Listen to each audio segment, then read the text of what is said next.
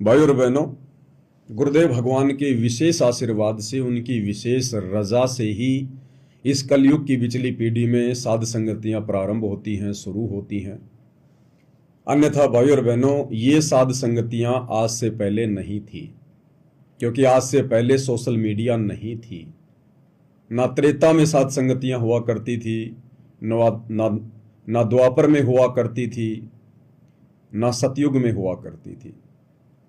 क्योंकि उन तीनों युगों में आप और हमें ऑलरेडी इतने सुख प्राप्त होते हैं, हमारे पास में इतना भक्ति धन जमा होता है कि हम साधु संतों को विशेष आदर सम्मान से तो लेते हैं, परंतु आत्मिक दृष्टि से हम उनको विशेष महत्व नहीं देते। क्योंकि उन युगों में कोई भी आत्मा अपना आत्म कल्याण करवाना ही नहीं चाहती। उन्हें यह पृथ्वी लोक ही स्वर्ग जैसा दिखाई देता है। उनमें पूर्व जन्म की भक्ति से कुछ सिद्धियां भी होती हैं, जिस कारण से उनके कार्य ऑटोमेटिक स्वयं सिद्ध होते रहते थे। क्योंकि परमात्मा का विधान है कि धर्म तो धसके नहीं, धसके तीनों लोक, और खैर आयत में खैर है कीजिए आत्मपोष।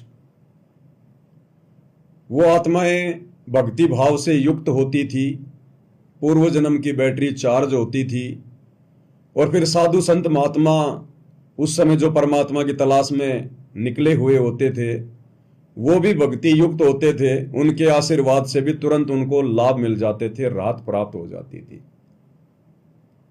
जिस कारण से वो पूर्ण संत कौन है, आधा अधूरा संत कौन है, पहचान नहीं कर पाती थी। ऊपर से गीता जी, चारों वेद, 18 पुराण, 6 शास्त्र ये लिपिबद्ध नहीं थे, आम व्यक्ति की पहुंच से बहुत दूर थे। केवल एक वर्ण विशेष ही इनको पढ़ने का अधिकार समझा करता था, जिसको ब्राह्मण वर्ण कहते हैं। आम व्यक्ति को तो शिक्षा ग्रहण करने तक का भी अधिकार नहीं था। जिस कारण से जैसा जिसने बता दिया अध्यात्म के बारे में, भक्ति के बारे में, वैसा ही लोगों ने स्वीकार कर लिया। और परमात्मा उन युगों में ज्यादा दबाव भी नहीं दिया करते थे, आत्मा को ज्यादा प्रेशर भी नहीं दिया करते थे, जितना आज परमेश्वर बार बार हमें भक्ति के लिए कह रहे हैं। आंखों में आंसू भर भर के हमारे से प्रार्थनाएं कर रहे हैं, क्योंकि मालिक को पता था कि ये आत्माएं नहीं मानने वाली हैं। अभी वो ठीक का समय नहीं है जो कलयुग की पिछली पीढ़ी का निश्चित किया हुआ था। और यह समय परमात्मा ने इसीलिए निश्चित किया था कि इनके पास में जितनी भी भक्ति कमाई है, इन 3 युगों में खा लेंगे, खर्च कर लेंगे, और जब चौथा युग कलयुग आएगा तो धीरे धीरे इनकी बैटरी डिस्चार्ज होना शुरू हो जाएगी। और जब इस आत्मा के पुण्य समाप्त होते हैं और जब पाप कर्म उजागर होते हैं, तो पाप कर्मों के कारण फिर उसके ऊपर संकट आएंगे, दुख आएंगे, परेशानियां आएंगी, रोजी रोटी तक के लाले पड़ जाएंगे। उस समय फिर ये आत्मा परमात्मा को याद करेगी। उस समय इस आत्मा को परमात्मा की खोज शुरू होती है। तब इसे आवश्यकता महसूस होगी कि भक्ति करनी चाहिए, भक्ति करनी चाहिए। हे भगवान तुम कहाँ हो, हे परमात्मा तुम कहाँ हो। और ये आत्मा दर दर भटकेगी परमात्मा के लिए, क्योंकि आत्मा को इस बात का आभास होता है कि सुखी केवल परमात्मा ही कर सकता है। हमारे रिश्तेदार हमें थोड़ी बहुत तो राहत दे सकते हैं थोड़े समय के लिए, लेकिन यदि हमें कोई भयंकर शारीरिक रोग हो गया, कष्ट हो गया, कोई प्रारब्ध का ऐसा संकट आ गया, उसको रिश्तेदार समाप्त नहीं कर सकते। इसलिए आत्मा को आभास होता है कि जो सुख परमात्मा दे देगा वो कोई नहीं दे सकता। और फिर ये भी थोड़ा बहुत ज्ञान होता है सुनी सुनाई बातों के आधार से कि वो परमात्मा संत रूप में ही आते हैं, वो गुरु रूप में ही मिलते हैं। इसलिए गुरु बनाने की होड़ भी लगेगी, साधु संतों के पास जाने की, दान धर्म करने की होड़ लगेगी, जो वर्तमान में लगी भी हुई है। और इसीलिए काल ने भी समय की स्थिति को भांपते हुए गांव गांव में अपने दूत बैठा दिए, ये नकली धर्म गुरु बैठा दिए, ताकि आत्मा अगर थोड़ा बहुत जागृत होकर भक्ति के लिए रुचि पैदा करे तो मेरे द्वारा भेजे गए नकली दूतों के फंदे में ही फंसकर रह जाए, उस पूर्ण संत तक ना पहुंच पाए। लेकिन भाई और बहनों, परमात्मा तो परमात्मा है, सबका बाप है। उन्हें तो पता है कि उन्होंने किस प्रकार से अपना कार्य करना है, इसलिए पहले परमात्मा मौका देता है कि भाई तू अपना पूरा प्रयास कर ले। तो काल ने अपना पूरा प्रयास किया, कर भी रहा है, और परमेश्वर ने फिर किस प्रकार से अपने बच्चों तक अपनी पहुंच बनाई। क्योंकि गुरुदेव को पता था कि वैसे तो नहीं मानेंगे, ज्ञान से नहीं मानेंगे ये, क्योंकि ज्ञान का तो काल ने अज्ञान कर दिया, और इतना जल्दी हम लोग इस ज्ञान को स्वीकार कर लें, इतनी हमारी बुद्धि भी काल ने नहीं छोड़ी। इसलिए परमात्मा को पता था कि जब इनकी हालत बिगड़ जाएगी, ये दर दर की ठोकर खाएंगे, भूत प्रेत की बाधाओं से परेशान हो जाएंगे, दैहिक, दैविक और आध्यात्मिक 3 प्रकार के जो कष्ट होते हैं, जब ये इनसे पीड़ित होंगे और काल के द्वारा भेजे गए नकली संतों की शरण में जाकर कोई राहत प्राप्त नहीं कर पाएंगे, देवी देवताओं की पूजा करके, तीर्थ व्रत करके, मंदिर मस्जिद चर्च गुरुद्वारों में जा जाकर थक जाएंगे, इन्हें कोई लाभ किसी प्रकार का नहीं होगा। उस समय मैं संत रूप में जाऊंगा और अपने कोटे से उनको अपनी शरण में लेकर अपने कोटे से उनको आध्यात्मिक लाभ दूंगा, उनकी भूत प्रेत की बाधाओं को ठीक करूंगा, उनके घर में सौ सुख करूंगा। तब ये आत्माएं स्वतः ही स्वीकार कर लेंगी, क्योंकि पहले ये दर दर की ठोकर खा चुकी होंगी। उसके बाद ये स्वतः ही स्वीकार कर लेंगे कि यदि भगवान है तो यहां है, परमात्मा है तो सतगुरु रामपाल जी के चरणों में है, अन्यथा कहीं नहीं है। और जब धीरे धीरे धीरे धीरे उनको अध्यात्म में आगे बढ़ाएंगे, उस कुम्हार की तरह अंदर हाथ रख के ऊपर चोट मारेंगे ज्ञान की। अंदर से तो सहारा देते हैं गुरुदेव भगवान अपनी तरफ से, अपने कोटे से, और ऊपर से परमात्मा धीरे धीरे ज्ञान की चोट मारते रहेंगे। तो ये आत्मा फिर धीरे धीरे ज्ञान को भी स्वीकार करेगी और ज्ञान से भी गुरु को परमात्मा के रूप में पहचानेगी और अपनी आत्मा के कल्याण के लिए कोशिश करेगी। तो भाई और बहनों, अब वो समय आ चुका है, वो कलयुग की बिचली पीढ़ी का दौर चल रहा है, और कबीर परमात्मा 8 सितंबर 1951 से सतगुरु रामपाल जी के रूप में धरती पर सशरीर प्रकट हैं, सशरीर। अब भाई और बहनों, इस बात पर थोड़ा सा मतभेद हो जाता है सतलोक आश्रम से जुड़े हुए भाई बहनों के बीच में और साध संगति से जुड़े हुए भाई बहनों के बीच में, क्योंकि आप सबको पता है ज्ञान और अज्ञान को लेकर, मर्यादाओं को लेकर सतगुरु रामपाल जी के पंथ में 2 पार्ट हो चुके हैं जो सबको स्पष्ट रूप से दिखाई दे रहे हैं। एक है साध संगति, दूसरा है सतलोक आश्रम। मर्यादा कहां है, अज्ञान कहां है, ये आप सभी भाई बहनों को अच्छे से पता है। तो जब हम साध संगति से जुड़े हुए भाई बहन अपने गुरु जी को परमेश्वर मानकर, परमात्मा मानकर, स्वयंभू मानकर कि भाई गुरु को परमात्मा मानना पड़ेगा, ये रूल है, ये विधान है, क्योंकि गुरु परमात्मा होते हैं। और गुरुदेव भी बार बार कहते हैं कि बच्चों, जब तक आप अपने गुरु को परमात्मा मानकर भक्ति नहीं करोगे, आप सफल नहीं हो सकते। जो भक्ति करोगे, दान धर्म करोगे, आपको मिल जाएगा, परंतु मोक्ष से वंचित रह जाओगे। और मोक्ष से वंचित रह गए तो क्या फायदा वो दान धर्म करने का, फिर तुम्हें वापस इसी स्थिति में आना पड़ेगा। तो अंततः तुमने गुरु को परमात्मा मानना ही पड़ेगा, चाहे इस जन्म में मान लो या चाहे अन्य किसी युग में, किसी जन्म में जब तुम्हारा दाव लग जाए, तो उस समय देख लेना, विधि यही है, प्रोसीजर यही है सतलोक जाने की। यही कलयुग की बिचली पीढ़ी का समय होगा, आप और हमारा मनुष्य शरीर होगा, और यही सतगुरु रामपाल जी परमेश्वर होंगे। और हर बार ये इसी प्रकार से ज्ञान देंगे, अपने आप को छुपाते हुए। और जिसने मोक्ष प्राप्त करना होगा, इनके संकेतों को समझकर, हृदय से, आत्मा से, इनको कबीर भगवान मानकर, स्वयंभू मानकर, प्रकट हुआ मानकर यदि हम भक्ति करेंगे और आजीवन मर्यादा में रहेंगे, तभी हम मोक्ष प्राप्त कर पाएंगे। तो ये कार्य हम चाहे कभी भी कर लें। समझदार वो होंगे जो वर्तमान में कर लेंगे, क्योंकि ऐसा मौका फिर बार बार इतना जल्दी नसीब नहीं होता है। तो इस बात को लेकर मतभेद हो जाता है सतलोक आश्रम से जुड़े भाई बहनों के बीच में और साध संगति वालों के बीच में, क्योंकि साध संगति वालों को तो कोई संशय है ही नहीं किसी प्रकार का। हमें तो हृदय से इस बात का आभास हो चुका है कि एकमात्र परमेश्वर, सारी सृष्टि के सर्जनहार, सबका भरण पोषण करने वाले, सबके कार्य सिद्ध करने वाले, उनके कर्मों अनुसार, उनके प्रारब्ध अनुसार केवल सतगुरु रामपाल जी ही हैं। अब वो भाई मानते तो नहीं है, वो केवल गुरु जी को एक संत मानते हैं कि संत रामपाल जी तो केवल एक संत हैं, हमारे गुरु जी हैं, और भगवान तो कबीर जी हैं, परमात्मा तो कबीर जी हैं। गुरु परमात्मा नहीं होता।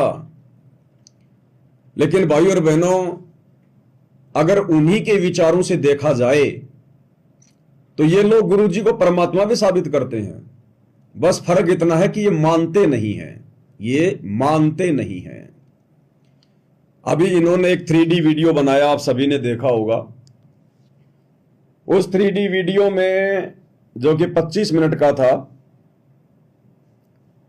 उसमें इन्होंने एक जगह दिखाया कि कबीर जी सतलोक से आकर और संत रामपाल जी को अपनी आध्यात्मिक शक्ति से सशरीर सतलोक भेज रहे हैं सन 1997 में।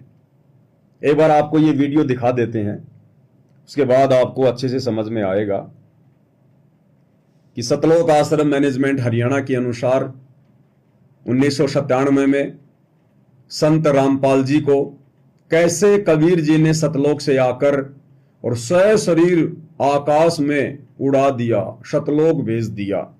एक बार देख लीजिए ताकि विश्वास हो जाए। प्रकार कबीर परमात्मा संत रामपाल जी महाराज जी को सशरीर सतलोक भेज देते हैं। इस प्रकार कबीर परमात्मा संत रामपाल जी महाराज जी को सशरीर सतलोक भेज देते हैं और स्वयं सर्व सृष्टि रचनहार कबीर परमात्मा संत रामपाल जी महाराज जी के रूप में संपूर्ण संसार का उद्धार करने के उद्देश्य से इस पवित्र मिशन पर निकल पड़ते हैं। इस प्रकार कबीर परमात्मा संत रामपाल जी महाराज जी को सशरीर सतलोक भेज देते हैं। तो सुना भाई और बहनों, आपने कितना जबरदस्त वीडियो बनाया इन लोगों ने, संत और परमात्मा का अद्भुत मिलन। और ये लोग खुद ही साबित कर रहे हैं कि 1997 में कबीर जी ने संत रामपाल जी को सशरीर सतलोक भेज दिया। और हम कह रहे हैं कि सतगुरु रामपाल जी 8 सितंबर 1951 को सशरीर आए थे, ये नहीं मानते। तो विचार करो भाई और बहनों, चलो इनके अनुसार ही सोचते हैं हम, इनके अनुसार ही सोचते हैं। गुरु को थोड़ी देर के लिए अलग मान लेते हैं और कबीर जी को अलग मान लेते हैं। अगर 1997 में कबीर जी संत रामपाल जी को सशरीर सतलोक भेज सकते हैं, तो 8 सितंबर 1951 को वही कबीर जी संत रामपाल जी को सशरीर धरती पर क्यों नहीं भेज सकते? भाई तुम लोगों ने ये तो दिखा दिया, संत रामपाल जी को बादलों में उड़ता हुआ भी दिखा दिया, और तुमने वीडियो भी बना दी, प्रमाण भी बन गया। तो जो कबीर जी संत रामपाल जी को 1997 में सशरीर सतलोक भेज सकते हैं, और आप लोगों के अनुसार कबीर जी ने संत रामपाल जी को भेजा, तो वही कबीर जी 8 सितंबर 1951 को संत रामपाल जी को सशरीर क्यों नहीं भेज सकते? अब आप लोग कहोगे नहीं जी, ये किसने देखा? उनका तो जन्म हुआ है मां के गर्भ से। किसने देखा कि संत रामपाल जी मां के जो है वो गर्भ से ना आकर सशरीर प्रकट हुए हैं? किसी ने देखा ही नहीं। तो भाई देखा तो 1997 में भी किसी ने नहीं था, जब कबीर जी ने संत रामपाल जी को सशरीर सतलोक भेजा था। वो किसने देखा था बताओ? अगर 8 सितंबर 1951 को किसी ने संत रामपाल जी को धरती पर सशरीर आते हुए नहीं देखा, अगर इसी आधार से आप लोग कह रहे हो कि हम नहीं मानेंगे क्योंकि किसी ने देखा ही नहीं उनको सशरीर आते हुए, तो 1997 में आप लोगों के अनुसार कबीर जी ने संत रामपाल जी को सहशरीर सतलोक भेजा, वो किसने देखा? फिर वो क्यों मान रहे हो आप लोग? वो क्यों मान लिया आप लोगों ने ये वीडियो देख के? तो भाइयों और बहनों,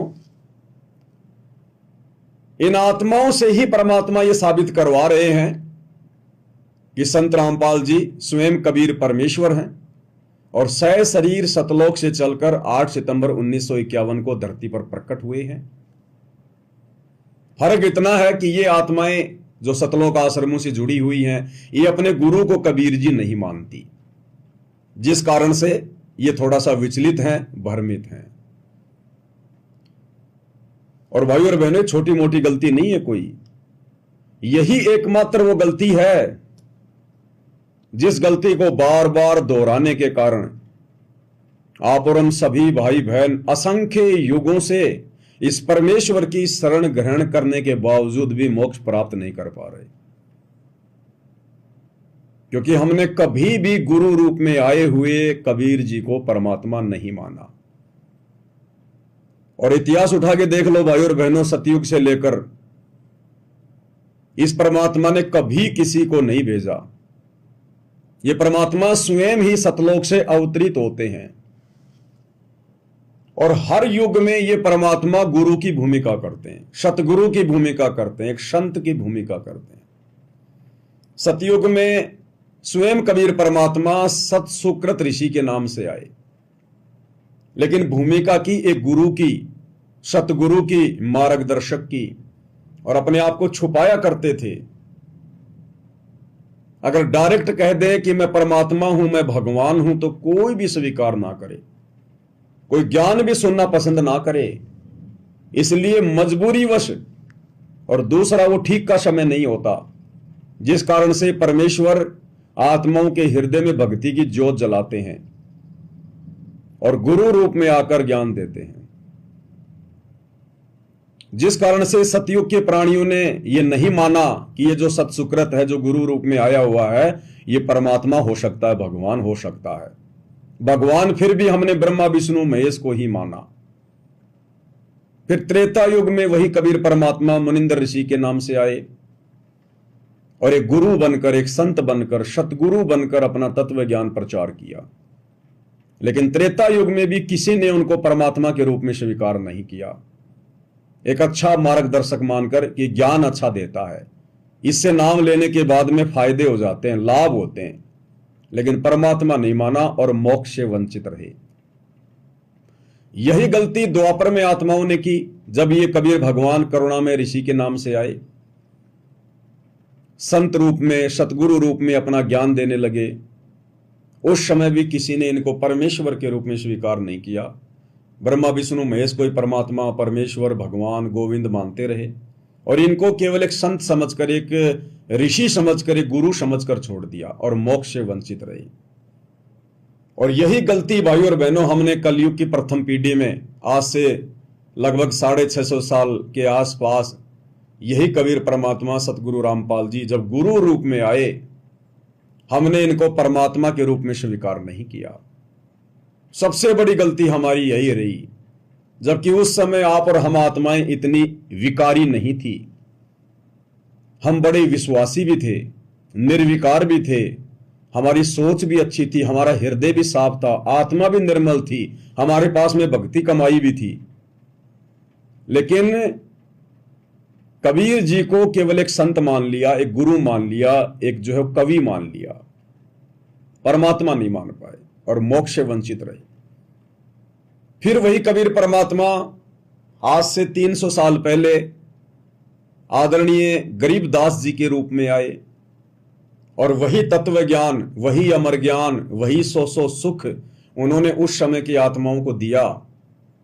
परंतु फिर वही गलती हमने कर दी, घर का जोगी जोगना, बाहर का जोगी सिद्ध। हम उनको गुरु रूप में ही स्वीकार करते रहे, परमात्मा नहीं माने। और यदि उन्होंने कोशिश की कभी अपने आप को इस प्रकार से जाहिर करने की, तो लोगों ने उनको बावड़िया कहना शुरू कर दिया। बावड़िया। परमात्मा कहते हैं जीव जो ना सत्संग में आया, जीव जो ना सत्संग में आया, भेद ना उसे भजन का पाया, भेद ना उसे भजन का पाया। गरीबदास जी को भी बावड़ा बताया, बंदी छोड़ को भी बावड़ा बताया।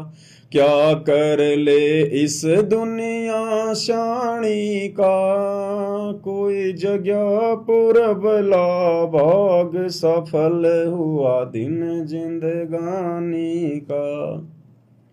हमने उस कबीर भगवान को, सारी सृष्टि के मालिक को, जो कि एक भगत की भूमिका कर रहे थे, गरीबदास जी को हमने केवल एक अपने जैसा इंसान मान लिया, जीव मान लिया। अन्यथा इतना बड़ा ग्रंथ लिखकर चले गए, चारों वेदों को मिलाकर भी इतने श्लोक नहीं है जितने अकेले उनके सदग्रंथ साहिब में 24,000 वाणियां। आज उसी ज्ञान को आधार बनाकर तो गुरुदेव हमें ज्ञान दे रहे हैं, लेकिन किसी ने भी उनको परमात्मा के रूप में स्वीकार नहीं किया, और जो गलती हम पहले करते आ रहे थे उसी गलती को दोहराया, मोक्ष से वंचित रह गए। एक दो आत्माएं गुरुदेव भगवान बताते हैं उन्होंने दृढ़ता से भक्ति की। गरीबदास जी के वो बहुत निकट थे, उनके अच्छे भगत थे विशेष, संतोष दास और बनखंडी दास, लेकिन उनका भी उद्धार नहीं हो पाया, उनका भी पूर्ण मोक्ष नहीं हो पाया, क्योंकि कहीं न कहीं उनमें भी वो कच्चापन था। अब इस कलयुग की बिचली पीढ़ी में परमात्मा ने हमें लास्ट एंड फाइनल मौका फिर से दिया है। हमारी तमाम गलतियों को नजरअंदाज करते हुए गुरुदेव भगवान फिर से नजर निहाल हुए, एक फिर से चांस दिया, मौका दिया। आज से पहले हम क्यों स्वीकार नहीं कर पाए, क्या कारण थे, वो सभी कमियां गुरुदेव भगवान ने दूर कर दी। आज से पहले हम शिक्षित नहीं थे, गुरुदेव ने हमारे को शिक्षित कर दिया। आज से पहले ये धर्म ग्रंथ अन्य भाषाओं में ट्रांसलेट नहीं थे, आज गुरुदेव भगवान ने संस्कृत के अलावा हर देश की हर भाषा में आप चाहो तो किसी भी देश के ग्रंथ को पढ़ सकते हो। आज से पहले सोशल मीडिया नहीं थी, यातायात के साधन नहीं थे, कोई पुस्तक वगैरह छपवाने का माध्यम नहीं था। आज भगवान ने सोशल मीडिया दे दी, प्रिंटिंग प्रेस दे दी, मशीनें दे दी, हर प्रकार से गुरुदेव ने सारी कमियों को पूरा कर दिया। अब इस कलयुग की बिचली पीढ़ी में भी यदि हम वही गलती करेंगे जो गलती हम सतयुग से करते आ रहे हैं, युगों युगों से करते आ रहे हैं, तो गुरुदेव भगवान कहते हैं धिक्कार है फिर उस भगत को और उसकी जननी को, उसकी मां को भी धिक्कार है। फिर उसने किसको जन्म दे दिया? गुरुदेव भगवान कहते हैं या तो जननी संत जन यानी भगत को पैदा करे, के दाता के सूर, दाता यानी दानी, सूर यानी सूरवीर, या तो जननी भगत को जन्म दे, या दानी को या सूरवीर को, नहीं तो रहले बांजड़ी क्यों व्यर्थ गवावे नूर। इससे अच्छा तो वो बांजड़ी रह ले। अगर वो अपने कोख से, अपने गर्भ से भगत पैदा नहीं करती है, दानी आत्मा पैदा नहीं करती है, या सूरवीर को पैदा नहीं करती है, तो गुरुदेव ने कहा कि उसका बच्चे पैदा करना व्यर्थ है। फिर तो कुतिया भी बच्चे पैदा कर रही है, सूरी भी बच्चे पैदा कर रही है, कर करके छोड़ देती है, खाते पीते हैं, मर जाते हैं। और फिर गुरुदेव ने बताया कि मां ने संत पैदा कर दिया, भगत पैदा कर दिया, सूरवीर पैदा कर दिया, और उसके बावजूद यदि वो अपनी गलती से मोक्ष से वंचित रह जाता है तो फिर उस जननी का कोई दोष नहीं है, उस जननी का फिर कोई दोष नहीं है। फिर तो उस भगत के भाई अपने संस्कार, जो इस कलयुग की बिचली पीढ़ी में भी मोक्ष जैसे गोल्डन चांस को चूक गया। इसलिए गुरुदेव कहते हैं सकल पदार्थ है जग माही और भाग बिना नर पावत नाई। और भाई और बहनों, इतनी आसानी से भगवान मिलता भी नहीं है। गुरुदेव ने बताया, आज इस पृथ्वी पर जितने भी मनुष्य शरीरधारी स्त्री या पुरुष हैं, ये सभी विशेष आत्मा है परमात्मा की, विशेष। अब मंगलाचरण में पढ़ते हैं ना, गरीब नमो नमो सतपुरुष को नमस्कार गुरु की नहीं, सुर नर मुनि जन साधुआ संतों सर्वश दीन ही। कि सभी विशेष आत्मा हैं जो मनुष्य शरीरधारी हैं। वर्तमान में कलयुग की पिछली पीढ़ी में सतगुरु रामपाल जी के सह शरीर धरती पर रहते सहते, ये बात अलग है कि वो किसी कारण से उनकी शरण में नहीं आए, उनके संपर्क में नहीं आए, परंतु इस पूर्ण परमात्मा कबीर साहिब के संत रूप में धरती पर रहते सहते जिन आत्माओं को मनुष्य शरीर प्राप्त है, वो कोई छोटी मोटी आत्मा नहीं है, वो भी बहुत बड़े सौभाग्य से मिलता है। और जिनको शरण प्राप्त हो जाती है ऐसे महान सतगुरु की, परमात्मा कहते हैं उनका तो कहना ही क्या, उनके तो युगों युगों के कोई संस्कार इकट्ठे हो रहे हैं, युगों युगों के इतने ढेर थे हमारे। परमात्मा कहते हैं पुण्य पुंज बिना मिले न संता। पुण्य पुंज, पुंज यानी ढेर, समूह, हमारे जन्मों के, जन्म जन्मों के पुण्य, अच्छे भक्ति संस्कार जब जमा हो जाते हैं तब जाकर कहीं पूर्ण संत मिलता है। पुण्य पुंज बिना मिले न संता। और फिर गुरुदेव भगवान ने बताया कि आप सामान्य आत्मा नहीं हो, और ना अपने आप को सामान्य समझने की भूल करना, लेकिन अहंकार भी पैदा मत कर लेना। परमात्मा कहते हैं लख भर सूरा जूझ ही लख भर सावंत दे, और लख भर यति जहान में तब सतगुरु शरणा ले। आज आप और हम भाई बहन मुट्ठी भर पूरे संसार की जनसंख्या की तुलना में जो सतगुरु रामपाल जी परमेश्वर जी की शरण में हैं, गुरुदेव कहते हैं तुम ऐसे ही शरण में नहीं आ गए। लख भर सूरा जूझ ही, आप आत्माएं लाखों बार सूरवीर महापुरुषों के जन्म प्राप्त कर चुके हैं। सूरवीर महापुरुषों के लाखों, तब जाकर ये परमात्मा ऐसी आत्माओं को अपनी शरण में लेता है। और लख भर सावंत दे, लख भर आप और हमने लाखों बार सावंत दे स्त्री या पुरुष के जन्म प्राप्त किए हैं। सावंत दे के विषय में गुरुदेव ने बताया, सावंत दे उनको कहते हैं जिनका एक हाथ या दोनों हाथ उनके पैर के घुटनों से नीचे तक हों, इतने लंबे हाथ हों।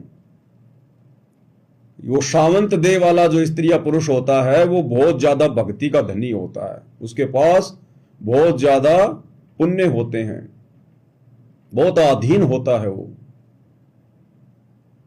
और लख भर यति जहान में तब सतगुरु शरणा ले, और लाखों बार हमने यति पुरुष के, हनुमान जैसे यति पुरुष के लाखों बार हमने जन्म प्राप्त किए, तब कहीं जाकर हम इस कबीर भगवान सतगुरु रामपाल जी की शरण में आ पाते हैं। यानी ये हमारा मनुष्य जन्म अन्य लोगों की तुलना में इतना कीमती है। अन्य लोगों को तो केवल उनके संस्कार आधार से मनुष्य जन्म मिल रहा है, आप और हमें जो मनुष्य जन्म मिला है फिर सतगुरु की शरण मिली है, ये सामान्य बात नहीं है। आप और हमारे लाखों जन्म हनुमान जी के हो चुके हैं, हनुमान जी से भी बड़े बड़े यति पुरुषों के, क्योंकि हनुमान जी तो त्रेता में हुए, सतयुग में तो उनसे बड़े बड़े महापुरुष थे जो यति भी थे। हमें गुरुदेव भगवान क्या कहते हैं, तेरे 18 करोड़ राम हो जालिए जीत जीत के जंग ने। और संध्या आरती में भी हम पढ़ते हैं कि भाई इतने राम होके जा लिए, इतने श्री कृष्ण होके जा लिए, इतनी राधा होके जा ली। तो एक शब्द में गुरुदेव कहते हैं ना, तेरे 18 करोड़ राम हो जा लिए जीत जीत के जंग ने। जब 18 करोड़ राम हो चुके हैं, वैसे तो अरबों खरबों नील संग पदम हो चुके हैं, कोई गिनती नहीं है। ये पता नहीं परमात्मा कौन कौन से जन्मों की, कौन कौन से युगों की और कितने युगों को मिलाकर और कब से परमात्मा काउंट करके बता रहे हैं। बाकी तो अरबों खरबों शंख नील पदम गिनती नहीं, इतने रामकृष्ण हो चुके हैं, जा चुके हैं।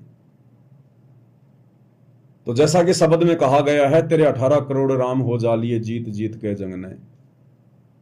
तो 18 करोड़ हनुमान भी तो हुए हैं, क्योंकि हर बार एक राम आता है तो एक हनुमान भी आता है। तो 18 करोड़ हनुमान भी तो हो चुके हैं, और हर बार आत्माएं चेंज हो के आती हैं। जो आत्मा हनुमान का जीवन भोग गई है, फिर वो दूसरी योनियों में चली जाती है, फिर नई आत्मा को ये काल हनुमान बना के भेज देता है। तो आप और हम ही वो आत्माएं हैं जो हनुमान के भी जन्म भोग चुकी हैं। हम हनुमान भी रह चुके हैं, श्री राम भी रह चुके हैं, श्री कृष्ण जी के पद पे भी रह चुके हैं, बारंबार हम काल के अवतार बन के भी आ चुके हैं, हम ब्रह्मा विष्णु महेश की पदवी भी प्राप्त कर चुके हैं। हम सारी प्रोसीजर को पार कर चुके हैं, सारी प्रोसीजर को। इस सृष्टि के 21 ब्रह्मांड के सारे जन्म भोग चुके हैं, सारे। तब कहीं जाकर आज हमारा नंबर पड़ा है मोक्ष की लाइन में। इतना लंबा प्रोसीजर पार करके। इसलिए गुरुदेव भगवान हमें बारंबार जगाते हैं, हमें जागरूक करते हैं, विशेष तौर पर दबाव देते हैं कि पुण्यात्माओं, ये मौका मत चुको, तुम्हारा बिल्ली का भाग का छिका टूटा है, समझा है तो सिर धर पांव, भौर नहीं रे ऐसा दाव।